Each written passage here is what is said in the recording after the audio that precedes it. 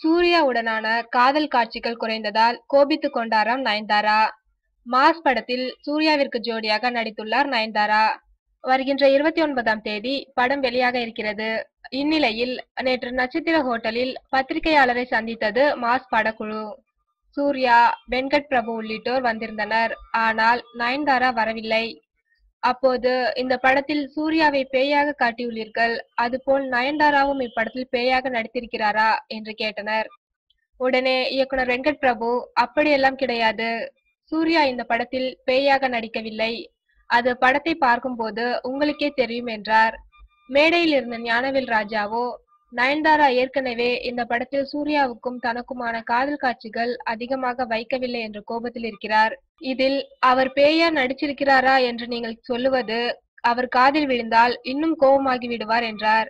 இந்நிலையில் அவர் இந்த பத்திரிகையாளர் சந்திப்புக்கு வராத ரகசியம் இதுவாகத்தான் இருக்குமோ என கணிக்கப்படுகிறது.